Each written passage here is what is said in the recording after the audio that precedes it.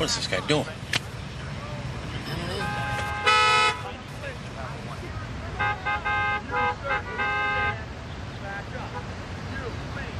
I can't get through the gate. The gate is narrow. Unbelievable. All right, hey, what do you want me to do? Just back up. I'm stuck.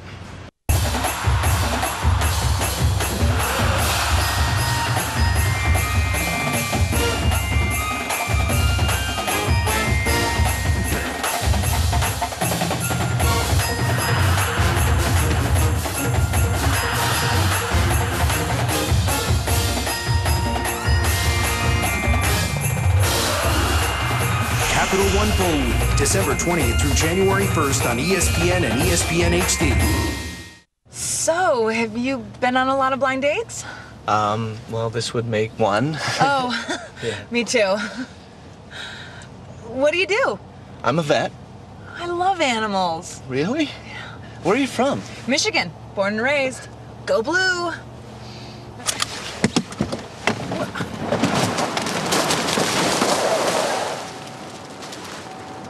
Go Buckeyes!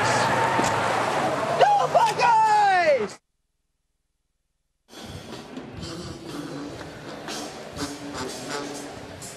LSU off to an exceptional start, 17-7 over Washington. Part of the reason is this man, Chris Johnson.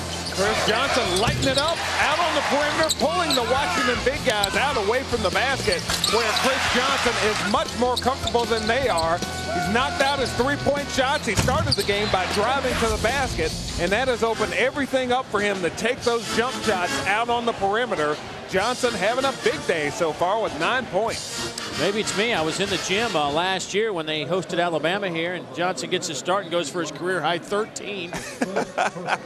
And, you know, he's off to a good start today, obviously, but you look at the field goals, it has been really a great start. You couldn't ask for more if you're John Brady. Your team is protecting your defensive backboard. They're not giving Washington a lot of second chances, and you're knocking down your shots on the other end. Absolutely, and everything seems to go so much better when you're knocking down shots. Thornton cut to the basket, loose ball. But Washington and Artem Wallace on the baseline as he touched the leather, so it'll be LSU basketball. 19 on the shot clock as there was no change of possession. And Lorenzo Romar trying to get his club fired up, really letting them hear it in the huddle in this timeout just a moment ago. And the defense has responded. Washington much more aggressive right now defensively. Garrett Green checks in for LSU, number 20, the freshman. Woodland Hills, California native. Martin fires it up with 2 on the shot clock. There's Green, and he travels with a basketball. Took that hop step. Tough shot from Terry Martin. He had hit one earlier off the dribble with traffic all around him, but Martin not able to get that one down. Brockman back on the floor. And Wallace will head to the bench. Justin Dittman will run the point for this Washington team. He checks in. He wears number 5. Here's Brockman working on Green. That's a physical mismatch when you talk about strength in the post. Well, and experience. John Brockman is an all Pac-10 player. He's a National Player of the Year candidate. And he does so many things, so savvy with the basketball, uses his head fakes and does a great job with post moves. They're able to get Green off balance and draw that foul. You can bet they'll try to set Brockman up when they can. Pondexter, a little runner in the lane off the iron. Temple grabbed the rebound, but then he is fouled by Pondexter. See that wrap on Garrett Temple's right wrist. He told me before the game that he hurt that in Maui this year and has just not been able to recover from having it banged up, and he said it's really bothering him today, having a tough time shooting the basketball. They look for Garrett Temple to try to drive to the basket, try to do other things other than just take his outside shot, because that wrist is really giving him trouble. And we'll hear from Garrett at halftime. He gives us his thoughts. The veteran of this LSU team will give us his thoughts on the season and his thoughts about this club as they approach SEC competition on January 9th.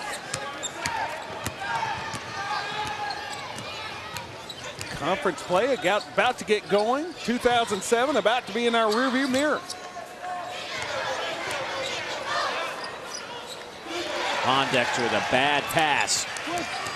Randolph with the steal.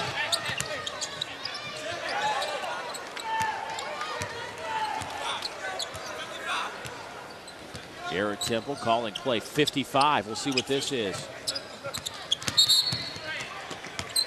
Let's draw the foul on the hand check. It's getting a little chippy. It's been physical play here in this ball game so far, and Washington trying to become a little more physical. And these two clubs starting to go at it a little bit, starting to get a little chippy. Roy Overton picks up that foul. It'll be his first. Wolfinger checks in. Joe, the 7-foot redshirt sophomore out of Portland, now on the floor. So Lorenzo Romar trying everything he can to find a five that'll be productive. In and out. Brockman with the rebound.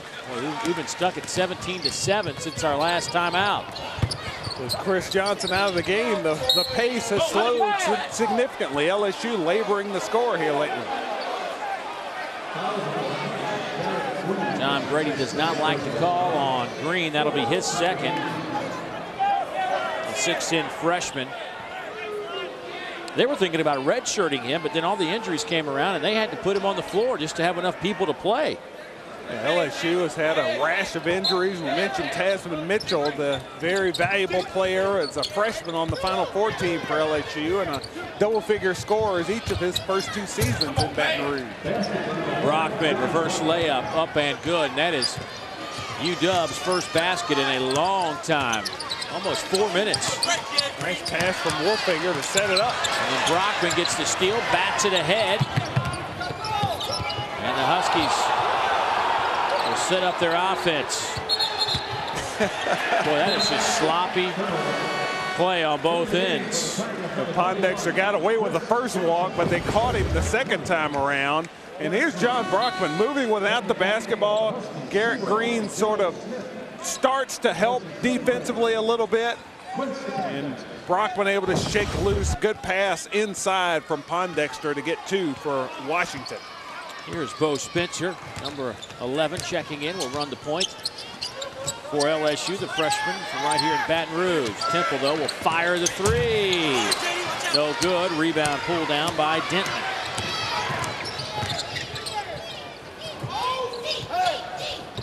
Overton bounce pass inside to Brockman.